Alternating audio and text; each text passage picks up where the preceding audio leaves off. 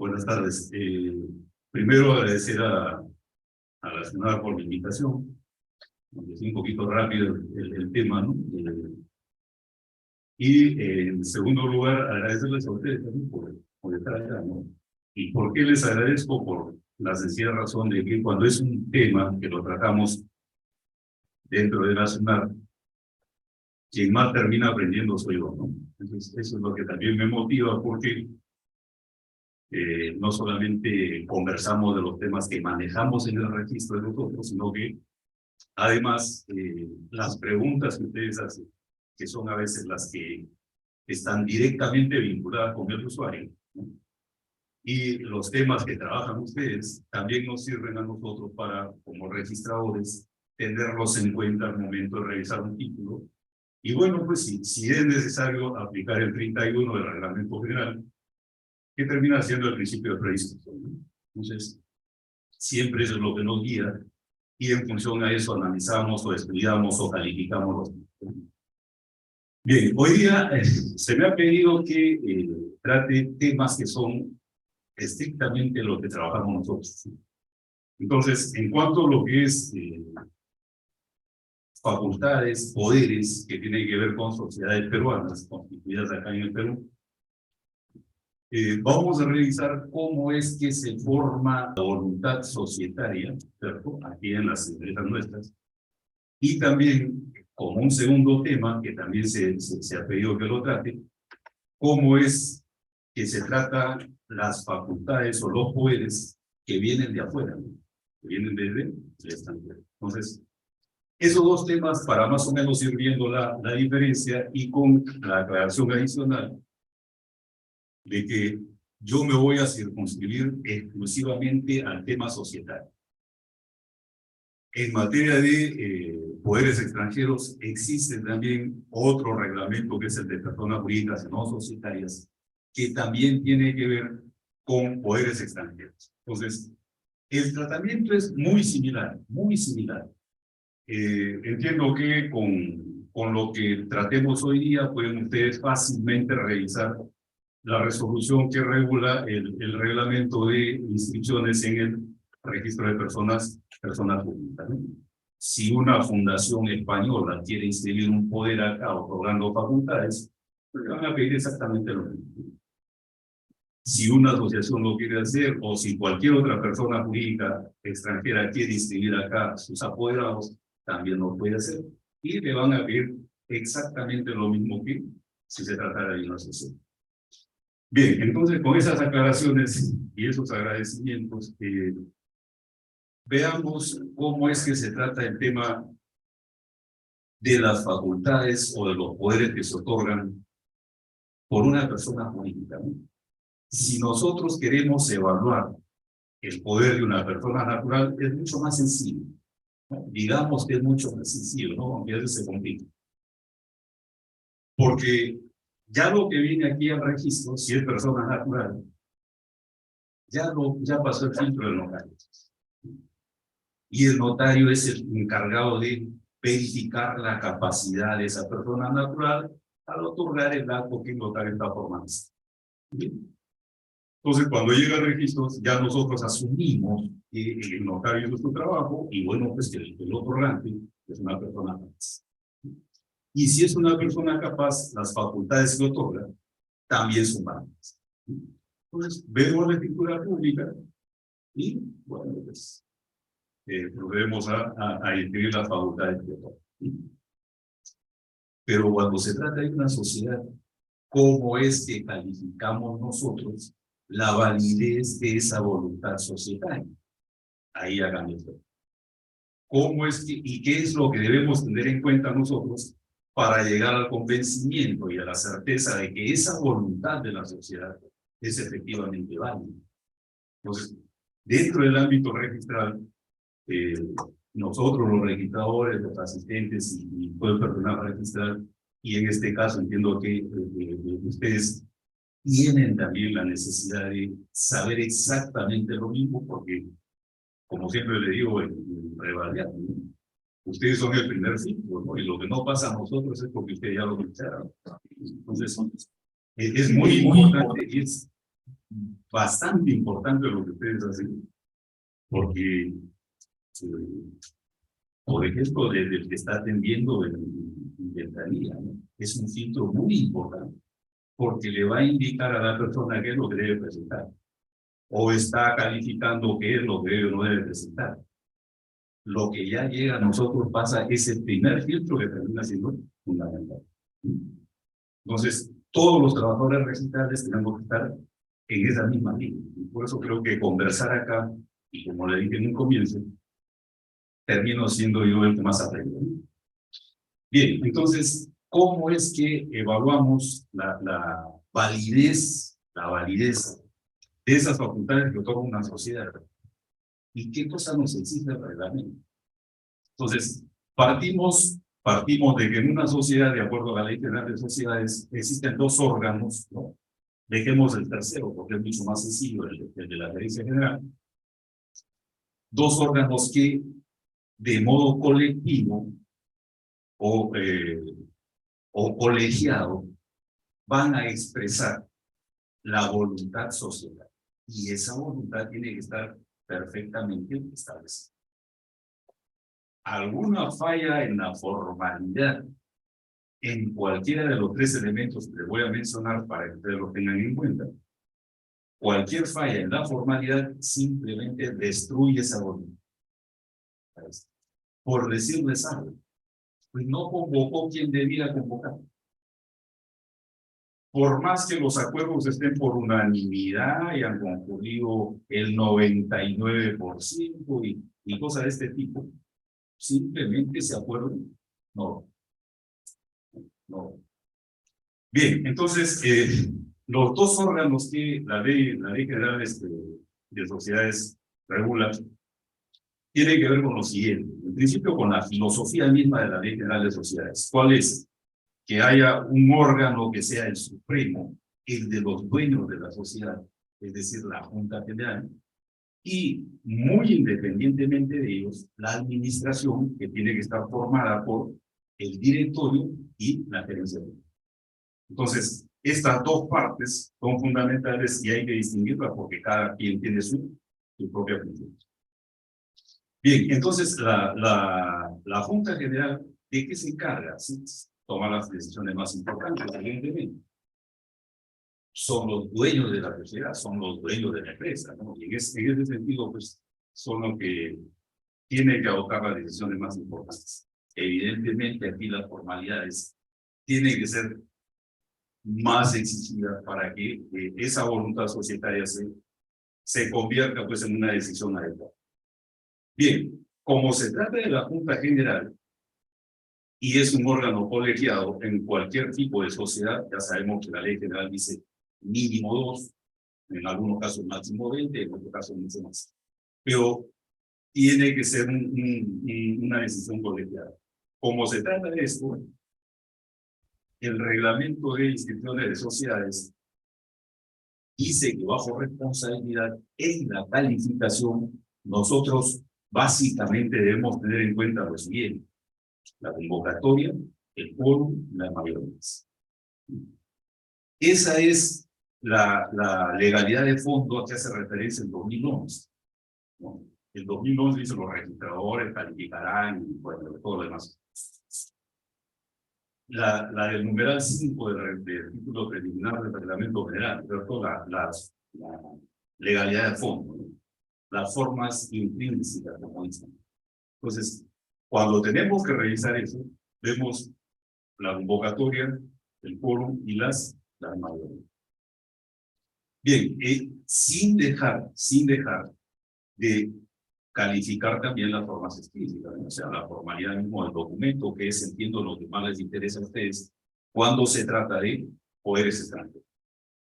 Bien, entonces, cuando hablamos nosotros de la validez y de un acuerdo societario o de la manifestación válida de la voluntad societaria, tenemos que ver que estos tres elementos que le dan legitimidad se cumplen.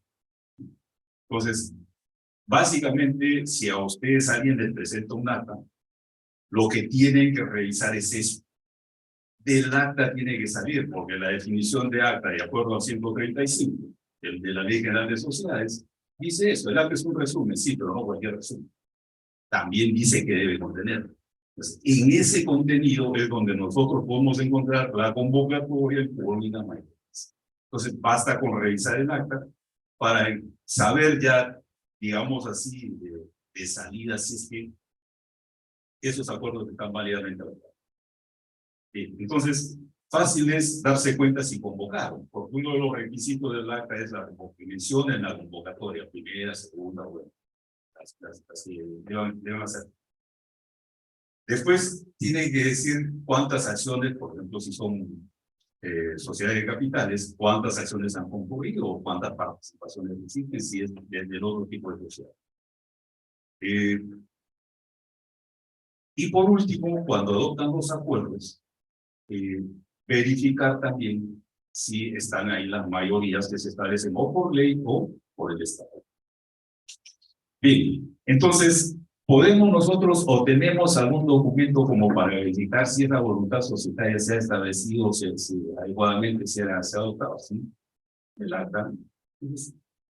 Lo que tengan que revisar, por ejemplo, orientar al usuario, o en todo caso, de repente, tiene que calificar un poco y calificar un título. Con el acta ya ustedes se pueden formar una idea si ese título va o no va. Las otras formalidades, bueno, ya tendrán que cumplir. Bien, entonces, cuando se trata de la Junta General, básicamente esos tres que fluyen desde el acta.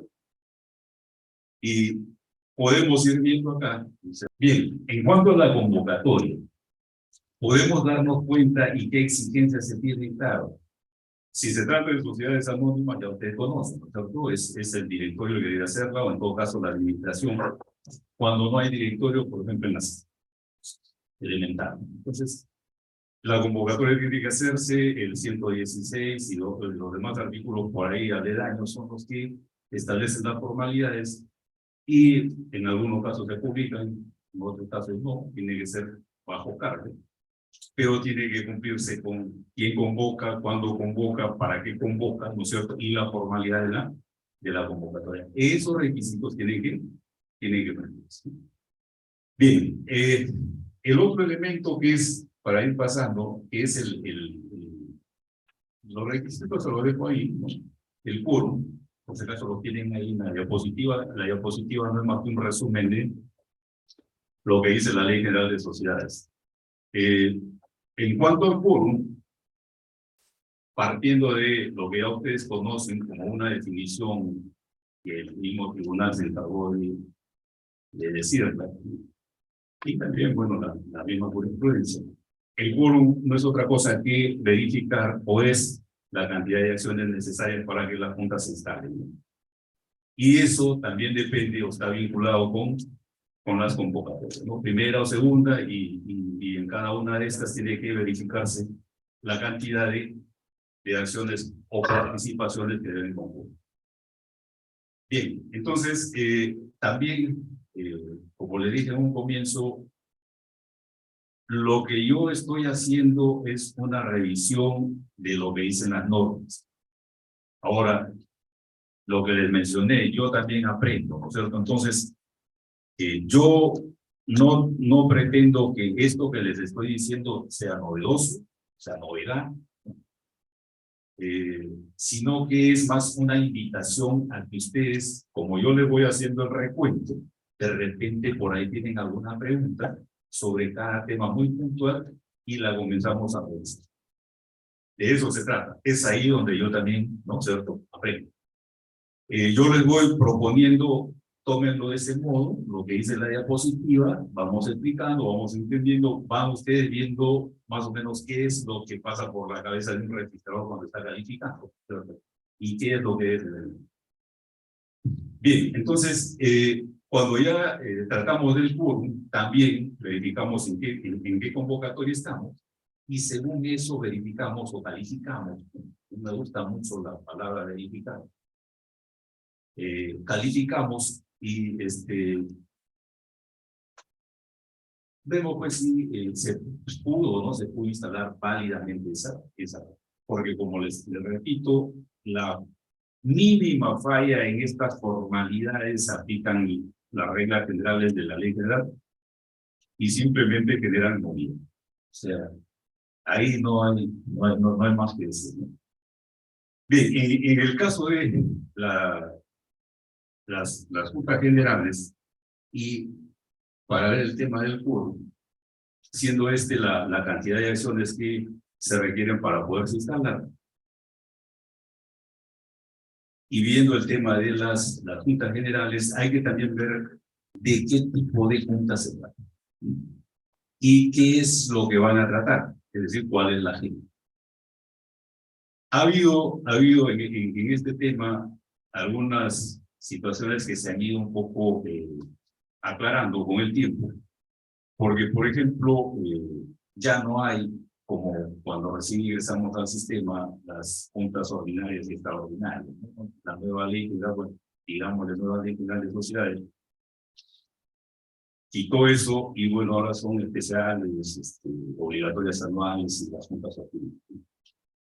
Entonces, ¿cuáles son las funciones de cada una de estas juntas? Y en este caso, por ejemplo, lo que más problemas generaba, o empezó a generar, fue ese famoso inciso quinto del 115, que ustedes lo conocen perfectamente, ¿no?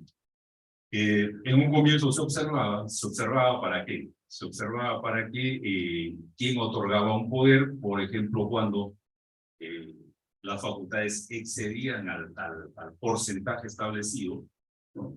Y se indicaba que tenía que ser era una facultad de la Junta, la autorización. Entonces, al comienzo observábamos y le decíamos, fíjate, ¿sabes qué? Tú eres el directorio, tú eres el gerente, muy bien, pero lo que vas a disponer excede pues en un solo acto del 50% y no puedes hacer. Entonces estoy hablando más o menos de la prehistoria del sistema. Con el tiempo esto ha ido limándose y ahora ya no queda ninguna duda, ya el tribunal ahí les ha dejado la resolución que mejora aclarar este tema, por lo menos la sumilla y el número, en donde el tribunal indica por qué no debemos observar y qué es lo que debemos hacer en este caso. Es decir, si bien es cierto, la ley dice que es facultad de la Junta General, no es función del registrador, no es función del registro pedir que esa facultad se agregue. Entonces, partiendo de ahí, por ejemplo, a menos pues, que sea un tema muy complicado, ¿no? Pero básicamente ya no se está pidiendo que quien otorgue esa facultad del directorio de gerencia tenga la autorización por la. Bien, entonces, como ustedes ven, en el caso del quórum y de las facultades de las juntas, hay que ir, como siempre lo hacemos, al mínimo detalle de qué se trata y en función a lo que la agenda dice, ¿no? Bien, segundo elemento. El tercer elemento ya son las mayorías.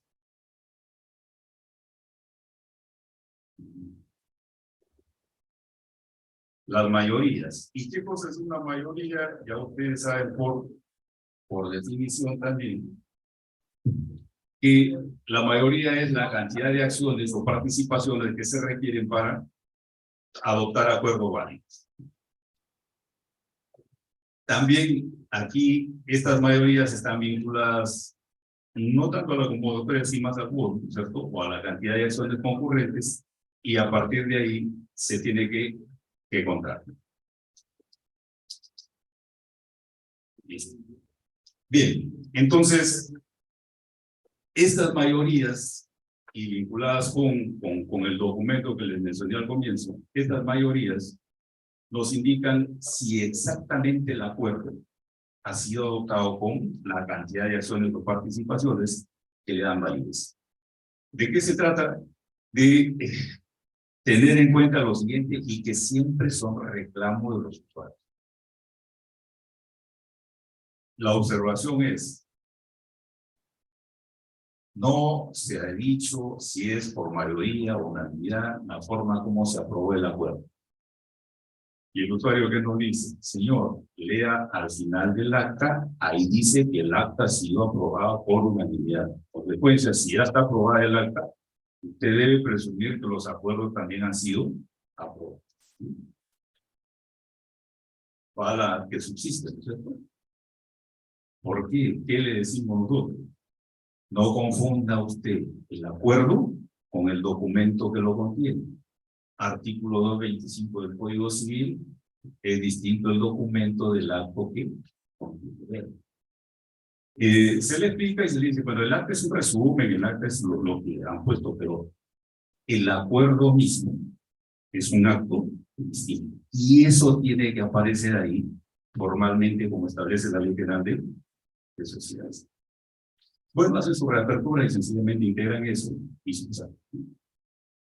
Bien, entonces, en este caso, el acuerdo tiene que estar bien redactado, tiene que estar bien entendido, tiene que estar exactamente como lo ha querido la Junta General, de tal forma que cuando eso pasa a publicidad no genere ni ambigüedades, ¿cierto?, ni rectificaciones. También eso es un poco que lo que tratamos de cuidar. Bien, entonces, este tercer elemento es fundamental porque es ya no lo que queda en el título archivado solamente, sino es lo que va a publicidad. Y posiblemente, entiendo que en algunas oportunidades les habrán preguntado por eso, me imagino. ¿Qué quiere decir acá? Y no es extraño porque nosotros a veces sacamos las esquelas, ¿no? Y el usuario simplemente nos pregunta, nos dice, ¿y qué me ha querido decir? ¿Qué me ha querido decir? Entonces, y hay que explicarlo.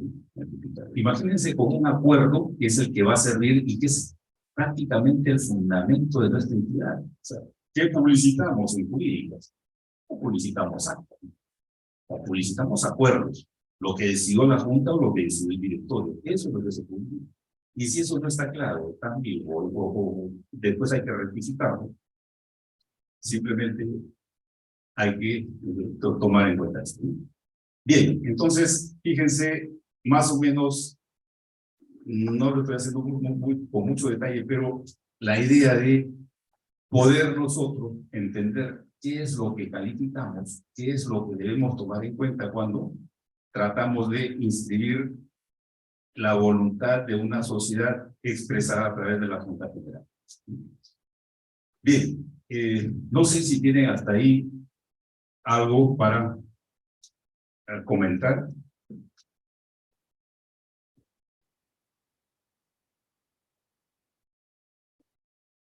Sobre la Junta General, no sé si alguna vez han tenido alguna pregunta o algo.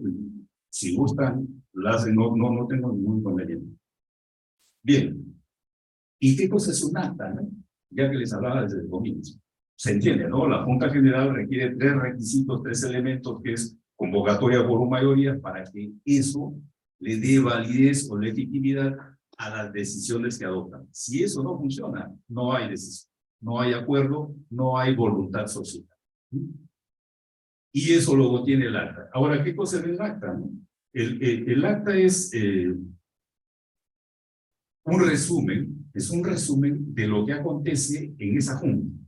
Es un resumen. Pero ese resumen está tasado. O sea, no es un resumen como más o menos el que hacemos en pregrado, ¿no es cierto? Y le ponemos cualquier cosa, no. Ese resumen está tasado, el artículo 135 de la Ley General, en este caso, establece qué debe contener. ¿Qué debe contener?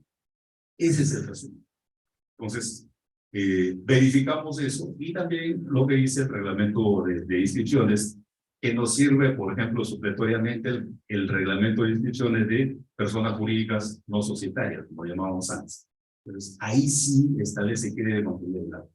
Y siendo un resumen, es un resumen de legalidad, ¿no? Es un resumen de legalidad. Y es, para los abogados, la mejor prueba de todo lo que aconteció en esa junta. En todo caso, es la única prueba.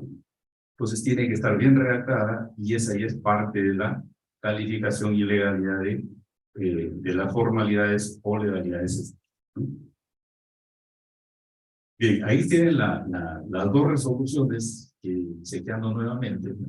Ya para efectos de lo que vamos a hacer hoy día, pueden revisarlas y por si acaso la primera es bastante interesante porque es ahí donde el tribunal explica dos cosas, ¿no? Explica dos cosas. Primero,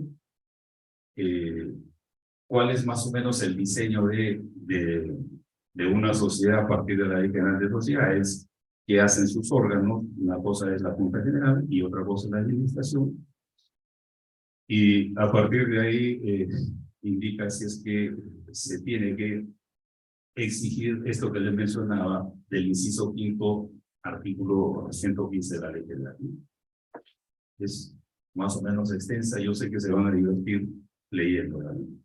Y la otra es sobre las facultades del gerente, no gerente general. Igual el gerente general, en algunos casos siendo pues, la administración misma, por ejemplo, en el caso de una sociedad anónima cerrada sin directorio, tiene también exactamente las mismas facultades. Bien, el segundo órgano es el directorio, que también es uno de los órganos de la sociedad que puede, y en todo caso está obligado a hacer la expresión de voluntades societarias. ¿Cómo es esto? Si tiene facultades de administración y gestión y también de disposición, evidentemente el directorio tiene que adoptar acuerdos, porque es un órgano colegiado, y en ese sentido tiene que expresar la voluntad de la sociedad. Ahora, ¿qué requisitos se exigen para que el directorio exprese válidamente la voluntad de la sociedad? Exactamente los mismos que para la Junta General, en términos generales. Es decir, nuestro régimen jurídico, cuando se trata de órganos colegiados, siempre requiere de esos tres elementos. Cualquier órgano colegiado que tenga o deba tomar decisiones, ¿no?, y que requiera que estas sean válidas, tiene pues que comenzar con una buena convocatoria, un buen quórum y con las mayorías exigidas. Esto pasa en cualquier nivel, en cualquier organismo que sea colegiado. Toda la noche vemos cómo en el Congreso convocan, cómo en el Congreso se instalan, ¿no es cierto? Y cómo el Congreso adopta sus acuerdos, ¿sí? Entonces, el mismo esquema sigue en las sociedades. Y en este caso, el directorio, ¿no? El directorio es un órgano colegiado, como pueden ustedes revisar ahí, y igual necesita para su validez, para la validez de los acuerdos que adopte, tener una convocatoria que tiene que hacerla el presidente en términos generales, a menos que el mismo órgano faculte a otro, ¿no? Hace la convocatoria, establece la agenda, fecha, formalidad de convocatoria, entonces estos temas. Llega la fecha, se instalan los directores con el quórum también establecido y adoptan sus acuerdos también con las mayorías que están establecidas en la ley, ¿no?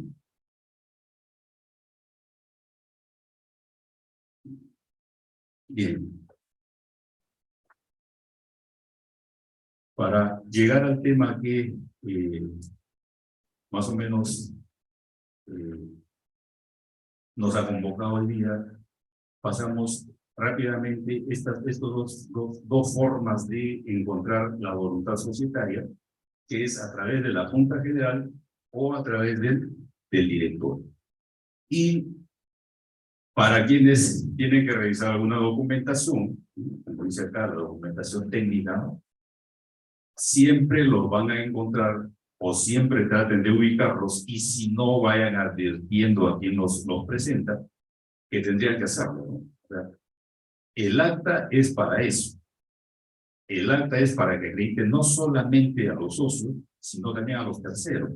Y uno de los terceros somos precisamente los del registro. Entonces, para no estarle pidiendo documentación adicional, lo recomendable es que en el acta recojan todo. Y básicamente esta convocatoria, con todo su contenido, la existencia de quórum bien instalado y la adopción de los acuerdos con las mayorías establecidas. La redacción del acta, también recomendarles que la hagan con el contenido del artículo 135 o el artículo 13 de la resolución del reglamento de inscripción de personas públicas. Entonces, con ese contenido ya tenemos un buen documento que podemos calificar y, en todo caso, para la parte que es el usuario, tenga una atención más pronta y más eficaz, ¿no? Bien, entonces, en cuanto a lo que es el directorio, en cuanto a lo que es el directorio, también les dejaba ahí una resolución que es más o menos la que resume, ¿no? La que resume las facultades que puede asumir el directorio y para las que necesitaría que cumpla con estas exigencias y la validez de sus acuerdos, ¿no? Bien, no sé si tienen algo hasta ahí.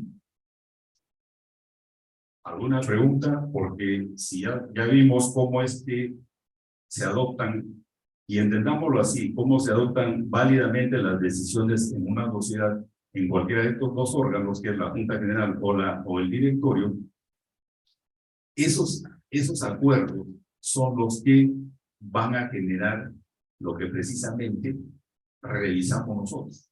Por ejemplo, el tema que es muy puntual, los poderes. La Junta General tiene sus propias funciones, como hemos visto, el directorio también. Ahora, cuando se trata de una decisión que esté referida al otorgamiento de poderes, ahí también hay que tener bastante cuidado, ¿no? El principio de literalidad, bueno, nosotros transcribimos el contenido del acta en cuanto a facultades y ya no interpretamos ni ponemos lo que entendemos, ¿no? Es mejor transcribir tal cual. Transcribir tal cual. Bien, eso es lo que tenemos que revisar y también, si se trata de poderes,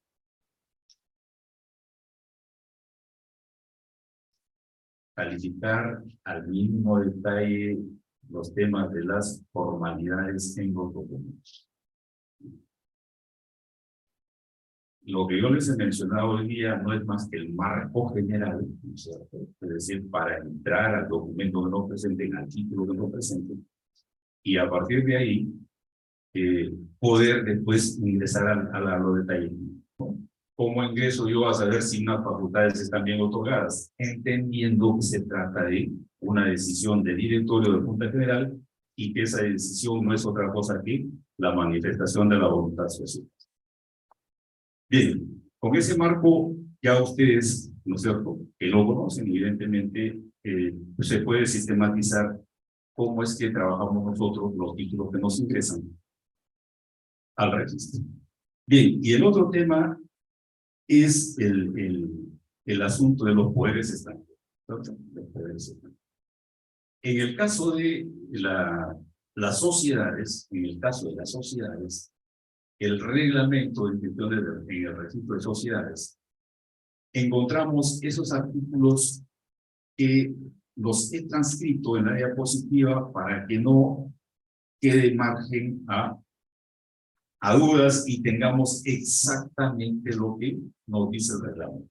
Entonces, si lo van leyendo conmigo y a partir de ahí el que encuentren alguna duda, yo les voy a ir explicando cómo es que manejamos estos artículos. Nos llega el reglamento, por decir, una escritura pública de España. España tiene su propio esquema. Es un esquema parecido al nuestro, pero al 1049, ¿no? Pero el notario tiene otro régimen, ¿no? Entonces, ¿qué hace el notario en España? El notario en España, por ejemplo, en la escritura pública, no podemos imaginarnos nosotros a un notario español otorgando o formalizando un poder de una sociedad extinguida. ¿No? Alguien puede, imagínense, un notario español hace una escritura pública y la sociedad está extinguida. O sea, ese no es notario. Entonces, ¿Por qué les menciono esto? Porque en todos los documentos, en todos los títulos, el nivel de calificación nunca va a ser el mismo. Cada título es un mundo aparte. Y les menciono el caso de las escrituras públicas españolas, porque si ustedes ven la introducción de la escritura pública, ahí da fe el notario de dos cosas: la vigencia de la sociedad y que quien comparece está debidamente facultado para otorgar esos poderes o formalizar ese sistema. ¿Por qué les menciono esto? Porque si ustedes ven los dos artículos que les he citado ahí, lo primero que nosotros chequeamos, digamos así, o calificamos cuando nos llega un título extranjero, es precisamente lo que dice el artículo 165, ¿no? Es decir, la vigencia. Entonces, vemos si han presentado el certificado de vigencia y se van a encontrar ustedes que pues todos no tienen el mismo sistema que nosotros. Nosotros, si acá le decimos a alguien, tráeme un certificado de vigencia de registros públicos, ya sabemos que lo va a traer, que lo va a presentar. ¿Cierto? Pero si le pedimos a un poder chino, ¿no? Ya no es igual, ¿no? Viene y nos dice: doctor, usted me dice un certificado de vigencia. Bueno, pero ahí hablan chino, ¿no? Entonces, no tienen ese certificado de vigencia. Y ellos lo que tienen es una especie de documento que expiden, ¿verdad? Y que tiene una validez de 5 años. Pueden estar otorgando hoy día un poder y ese documento es de hace 3 años. En términos peruanos, simplemente no. Pero con ese régimen, hay que tener cuidado, ¿no? Entonces, lo vienen, lo dicen, nos explican, bueno, y hay que averiguar y todo eso ya. Por la misma práctica ya nosotros vamos asumiendo lo que es. O, por ejemplo, también en Colombia, ¿por qué Colombia? En Colombia el registro lo tiene por la Cámara, ¿no? Entonces, la Cámara de Comercio, el equivalente acá a la Cámara de Comercio. Entonces, no es el mismo ejemplo. ¿Se dan cuenta? Entonces, cuando el reglamento nos dice acá en el 165, dice: para la inscripción de poderes otorgados por sociedades constituidas en el extranjero, debe acompañarse un certificado de vigencia. Debe acompañarse. Entonces, yo debo hacer, se entiende que yo debo hacer es mirar el documento del poder y ver si sigue el certificado de vigencia. Pero como les explicaba, ¿qué pasa si es una escritura española? Tengo que leer la escritura, porque eso de que acompañen el certificado de vigencia ya no es muy necesario. Muy necesario.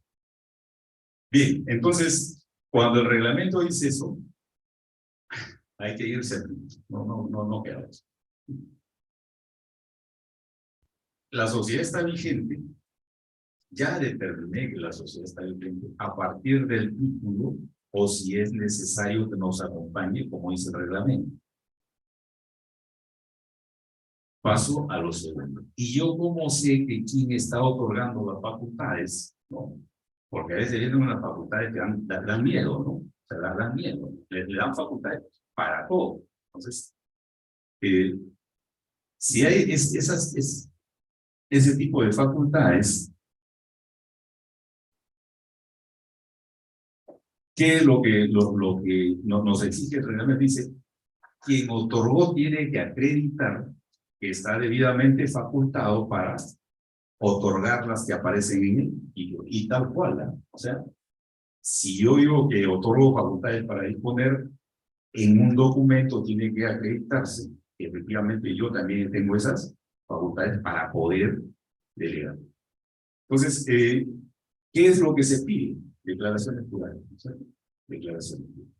Entonces, lo que dice acá el otro artículo, el 166, son en principio una declaración jurada una certificación de la autoridad o cualquier otro documento con validez. ¿Qué es lo que hacemos nosotros? En resumen, el título extranjero, el que nos sirve a nosotros para inscribir un poder, ¿qué debe contener? Si nos vamos literalmente al reglamento. Primero, el documento donde consta el otorgamiento del poder. Debajito de ese documento tiene que venir el certificado de vigencia. Y después de eso, como nosotros le decimos, el certificado de capacidad, es decir, de que quien está otorgando ese poder está debidamente facultado. Bien, entonces, con esos tres documentos, si todo formalmente está bien, se inscribe. Lo que evidentemente ya en el día a día, si fuera así todo sería felicidad. No es así, no es así. Depende de dónde venga el documento que vamos a inscribir o con el que se otorga el poder. Y en función a eso hay que revisar o calificar lo que es la vigencia y calificar lo que es la capacidad. En algunos países, por ejemplo, cuando el notario certifica una firma, también deja constancia de que ante él se le ha acreditado que quien está firmando tiene pues capacidad o facultades para todo lo que contiene el documento. Aquí mismo. Entonces, ¿dónde buscamos la capacidad? Hay que pedirle otro documento para que la acredite. Pues está ahí. Ya está. Entonces, cuando calificamos el título de poderes extranjeros, hay que revisar, en principio, lo que ya conocemos, ustedes conocen muy bien. Si se trata de un instrumento protocolar, si es una escritura pública, la calificación un poco que se facilita. El tema es cuando presentan, pues, esos poderes, por ejemplo, como los americanos, ¿no? Para hablar acá de Estados Unidos. Los poderes americanos, pues, son una hoja ahí y, bueno, pues, y firma y certifica el notario, y ya sabemos que es un notario americano, ¿cierto? Es de repente hasta el equivalente a pues, un certificador, no sé, puede de paz, algo así. Entonces, ¿qué puede producir eso? ¿No? O sea, imagínense un poder con varias facultades y que sean, pues, por ejemplo, de disposición. Por lo menos ahora tenemos, aquí va el otro tema, la apostilla, ¿no? Que ya la conocen perfectamente, que también trae problemas. Verifiquen una apostilla de Panamá, por ejemplo. ¿Han visto una apostilla de Panamá? Yo creo que en Azanga lo hacen mejor. Siempre digo eso, ¿no? En Azanga lo hacen más bonita, ¿no? Porque no te certifica casi nada. Nada. ¿Sí? Es un sello, instituciones, claro, pero es la apostilla y esa tiene pues su propio resto y no podemos cuestionar. Verificamos que tengo original y no podemos ir más allá. En cambio hay otras que sí, ¿no? Hay otras que sí, por ejemplo Brasil, Chile, ¿no? Colombia también. Cuando no son protocolares y vienen las actas firmadas por los mismos socios, debajito, por ejemplo en Colombia o también en Ecuador, vienen, firman y certifican. En Ecuador le llaman diligencia de reconocimiento de firmas. Firman y el notario da fe de que efectivamente han firmado. Y que quienes han firmado, pues están facultados para ese acto. Ahí sí lo facilita. Ahí sí lo facilita. Bien, entonces, cuando se trata ya de estas verificaciones de apostillas, también van a tener su buena cantidad de problemas, que es la que tenemos nosotros. Cuando ya es un país un poquito más digamos, y más desconfiado. Ya viene ahora hasta con su QR, ¿no? Entonces, uno con su celular, QR, ingresa incluso hasta el documento mismo y no hay ningún problema. Entonces, ya verificaste. Y para mayor seguridad, captura de pantalla y se guarda, ¿no? Entonces, eso es lo que hacemos, ¿no? La apostilla fue un buen elemento para que nos facilite la calificación, pero como les digo, todos los países no hacen lo mismo, ¿no? Todos los países no hacen lo mismo. El que más complicación nos trae es Panamá.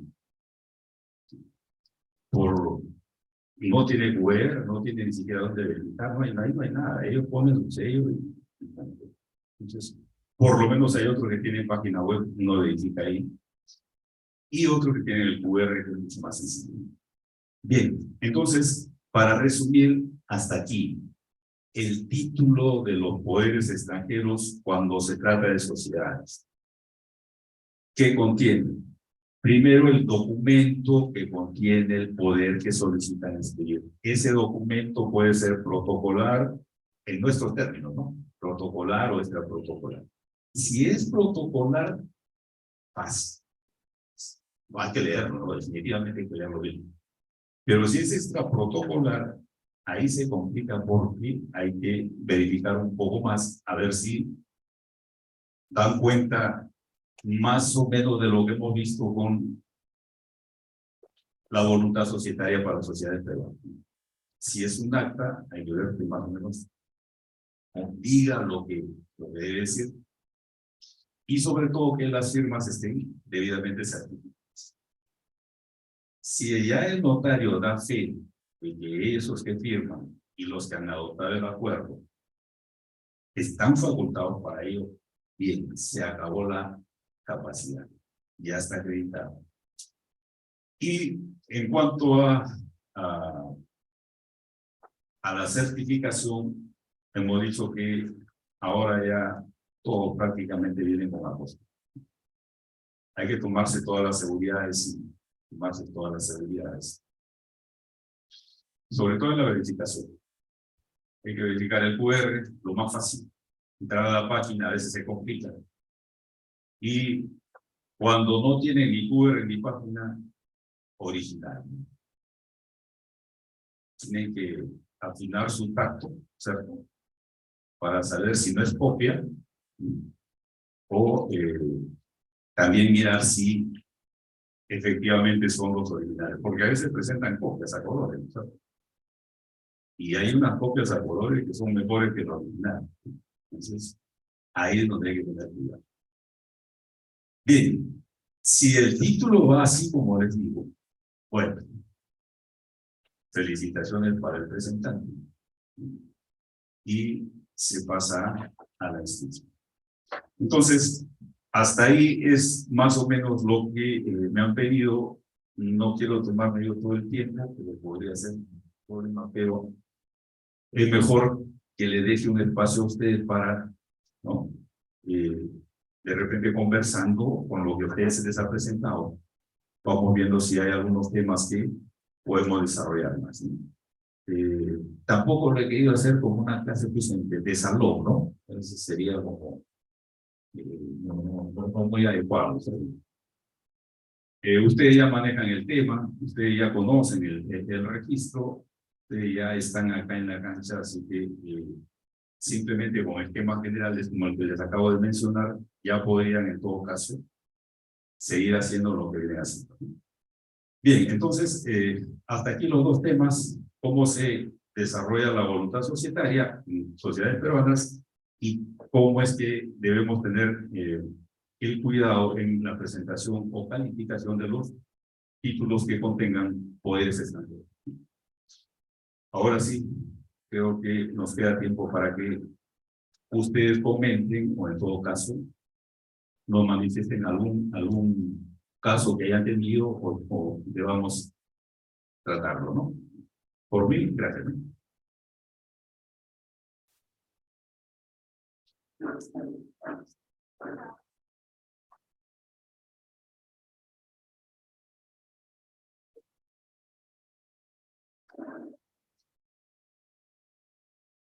Muy buenas tardes. Agradezco al doctor Jiménez por la exposición. Eh, Tengo una consulta. El tema de la apostilla es para los países que han suscrito el Convenio del Haya. Y entiendo que, tratándose de poderes que vienen del extranjero, por personas jurídicas constituidas y domiciliadas en el extranjero, pero que no forman parte del Convenio del Haya, se sigue utilizando el mecanismo de verificación de la cadena de legalizaciones. No sé si podría explicarnos, porque podría darse el caso que un acreedor extranjero que no forma parte del convenio de la Haya y el cual no está obligado a utilizar la apostilla, pues va a presentar documentación extranjera utilizando esta cadena de legalizaciones. No sé si podría darnos alcance respecto de cómo se califica esto de los beneficios de personas jurídicas.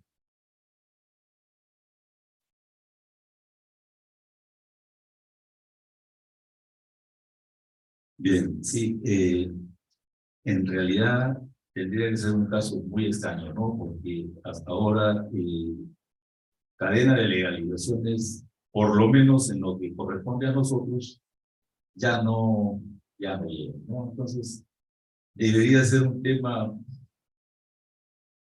bueno, pues como para hacer hasta una tesis, ¿no? Porque en realidad ya no llega, ¿no? Yo no he tenido ninguno desde la botella, pero sí hay que hacerlo con la cadena de legalización, ¿no? Entonces, internamente en el país, ¿no? Donde se otorga el poder, porque ya ustedes saben, 1094 del Código Civil, lo ocurre ITACO, ¿no? El acto se rige por la ley donde se otorga. Eso se otorga, se hace el documento, se certifica internamente y después da la vuelta también por acá, con toda esa cadena de legalizaciones. Y en cuanto respecta ya a lo interno, hay que también tener cuidado, ¿no? Porque ahora creo que tenemos toda la información en el sistema de quienes están en relaciones exteriores, ¿no? Y eso sí lo podemos verificar, ¿sí? Lo que suceda en el país de origen y que tengan su propia cadena de legalizaciones, eso ya a nosotros un poco que no nos corresponde, ¿no? Se entiende que eso lo verifica relaciones exteriores y a partir de ahí nos llega allá. Pero sí tener cuidado en todo eso. Hay que seguirlo aplicando. Como lo digo, ya no he tenido ninguno. Ya no he tenido ninguno y no he tenido necesidad de verificar esas cadenas de legalizaciones. Generalmente llegan de Brasil, Chile, Colombia, Estados Unidos, España, demás, ¿no? Inglaterra, los Países Bajos, ¿ya? Que son los más complicados en su lenguaje. Japón, China también. Entonces, pero ellos ya tienen la pastilla. Entonces, esa es una gran ventaja para nosotros que calificamos, porque prácticamente se convierte en el punto de partida de verificación. Partida y final, porque verificamos la apostilla y si tiene QR, muchísimo mejor. Se captura la pantalla y ya tienes el dato. Pero sí, en resumen, sí hay que, si el país no tiene la obligación de tener apostilla, hay que retornar a las épocas pasadas, ¿no? A verificar la cadena.